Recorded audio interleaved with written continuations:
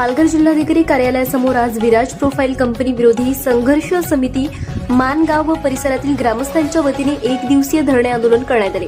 विराज कंपनीच्या प्रस्तावित विस्तारीकरणाविरोधात नागरिकांनी जोरदार घोषणाबाजी करत प्रशासनाचा निषेध नोंदवला।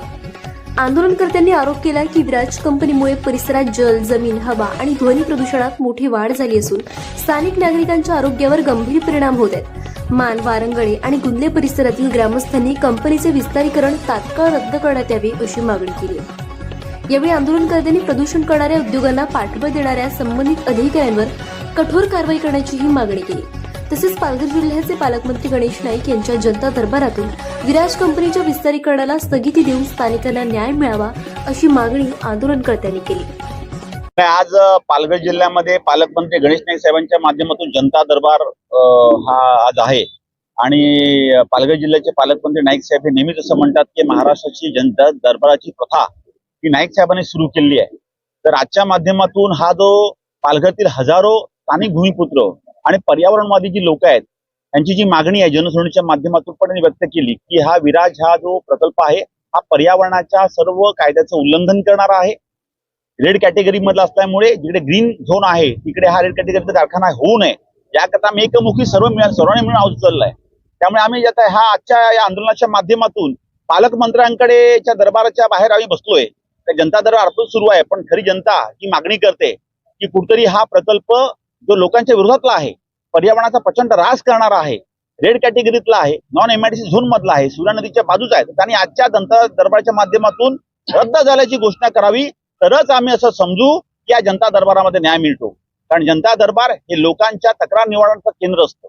त्यामुळे आम्ही जनसुनावणीच्या माध्यमातून आमची तक्रार शासनापर्यंत 100% पोहोचवली आहे।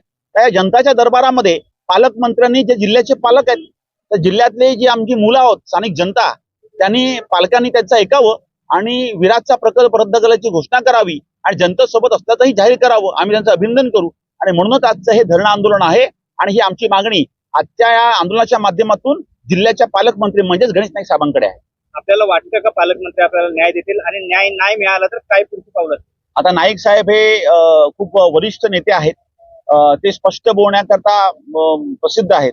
त्यामुळे आज त्यांचा जो बाणा आहे तो आणि त्यांना ते पूर्वाश्रमीचे शिवसैनिक आहेत म्हणजे बाळासाहेबांच्या पगडीमधले आहेत। त्यामुळे आम्हाला वाटतं जिकडे अन्याय आहे तिकडे लाथ म्हणायची जी ही आहे जी म्हण आहे ती त्यांनी आजच्या कृतीतून दाखवावी अशी आम्ही अपेक्षा ठेवतो आणि का म्हणून ठेवू नये। कारण शेवटी जनता दरबारातून काय अपेक्षा असतं लोकांना की जनतेच्या प्रश्नांचं प्रतिबिंब लोकांनी बोलण्यापेक्षा स्वतःहून उमटवलं पाहिजे। जनसुनावणीमध्ये 100% लोकांनी या विरोधामध्ये मत नोंदवले, सर्वांना माहिती आहे। जो प्रकल्प आहे हा एमआयडीसी मध्ये नाही, सर्वांना माहिती आहे। हा प्रकल्प सूर्या नदीच्या बाजूला सर्वांना माहिती आहे। मग वाट कोणाची बघायची आपण? विराजची?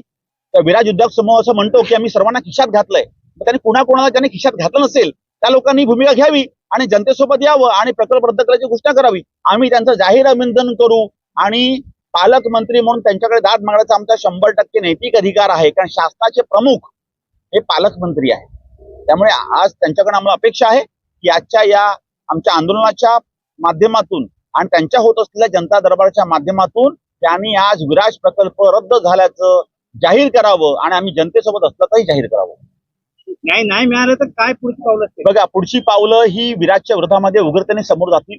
विराज कंपनी हे पूर्णपणे कायद्याचं उल्लंघन करून हे तारापूर एमआयडीसी मध्ये काम करते। तुम्हाला मी सांगतो की त्याच्या वाहनांपासून त्यांच्या पर्यावरणाच्या ऱ्हासापर्यंत म्हणजे प्रदूषण करण्यापर्यंत एकही गोष्ट त्याची ऍक्टिव्हिटी अशी नाही की विराजची की जी शासनाला अनुकूल आहे, नियमाचं पालन करणारी आहे। त्यामुळे जे मामाजी या हेलिकॉप्टरच्या माध्यमातून येऊन जनतेला न्याय देऊ असं म्हणतात आणि मी इकडचा लोकल आहे आणि मी लोकांना CSR देईन, मी काहीतरी आमिष देण्याचा प्रयत्न करतात, त्यांनी त्यांची सगळी जी गोष्टी त्या खोट्या ठरल्या आहेत। कारण त्यांच्या मागच्या जनसुनावणीच्या वेळेला त्यांनी दिलेली ज्या घोषणा होत्या त्या सगळ्या खोट्या ठरल्या आहेत। पुढचं आमचं जे आंदोलन असेल ज्याप्रमाणे ते हेलिकॉप्टरचं जे पाते असतात पंख एखाद्या जर कमी पडलं तर त्याचं दुर्घटना होऊ शकते।